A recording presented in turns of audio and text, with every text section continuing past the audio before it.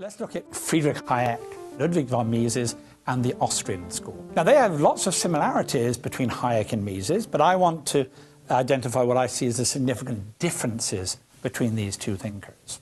And the first place you can see this difference, I think, is in their methodology. How do you decide what the role of government should be? Hayek tends to emphasize the limits of knowledge, that the limits of reason and understanding what we should do. He's much more willing to give deference to tradition, to how the rules that have evolved over a period of time. So, for example, he's much more interested in the whole question of a spontaneous order, how we come to work together without any central planner that tells us how we should behave. He's interested in the common law, how traditional law has developed over the ages. So he's cautious about self-evident truths that, for example, the founders of the United States Constitution examined. He thinks that many of the order that we do see in society were the result of human action, but not of human design. So, for example, the English language, no group or institution decided this is what the English language is going to be. It's something that has naturally evolved over time, but we recognize what those rules are, and we can live with those sorts of rules. Ludwig von Mises, another Austrian, though, had a totally different approach. He adopts what he calls what's called the a priori deductive reasoning. He believes that we can identify certain truths, what he calls axioms, that we can discover these axioms through our experience and through the use of reason. So in this view, economics is more like math than it is like physics that Chicago School often talk about. So let me give you some examples of, he has many axioms, let me give you a couple of examples of these axioms that Mises identifies. First of all, he says that human action is purposeful.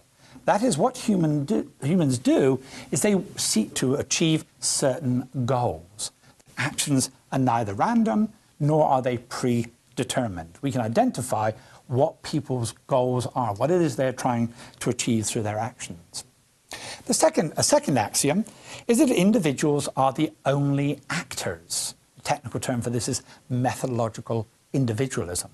In so much political debate, we tend to say, France does this. But of course, it's not that all the French people do this.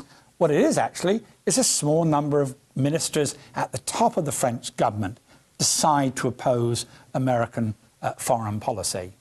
So who are the specific individuals who are actually carrying out this action? Actions are only conducted by individuals, they're not conducted by broad groups. Another example would be Muslims.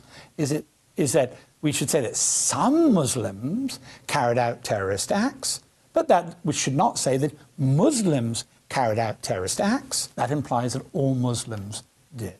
So whenever we try and understand any particular choice, we should try and identify who are the actual individuals who are making these specific decisions.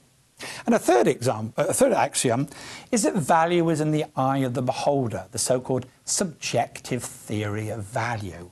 That is, things do not have value in themselves, but only that to which people attribute to it.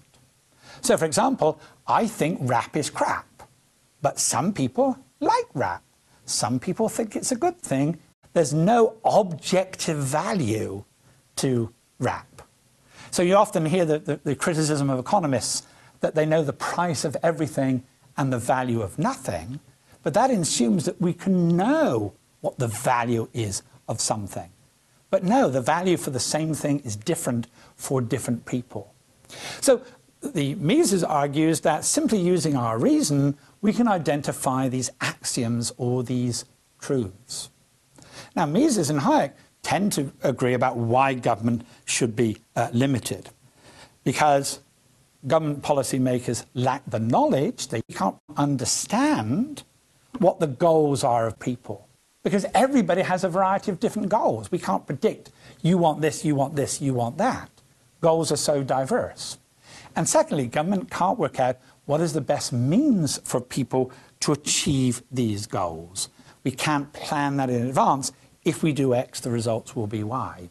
So they're very skeptical about the government's ability to identify what people's goals are, and to satisfactorily meet those goals. That's why the Soviet Union collapsed. It suffered from the knowledge problem of knowing what people wanted, and it suffered from the knowledge problem of knowing how to achieve those goals. So it's a consequentialist view. The consequences of governments carrying their action is often bad, or usually bad. When it comes to the question about what is the role of the state, though, Hayek and Mises again diverge. Hayek says the criteria for deciding what government should do is what he calls the rule of law, by which he means there are certain general principles that we should apply to any government action or any piece of legislation. Just like in the United States, the Supreme Court will often look at a law signed by Congress, passed by Congress, signed by the President, but the Supreme Court will sometimes say, no, that's illegitimate.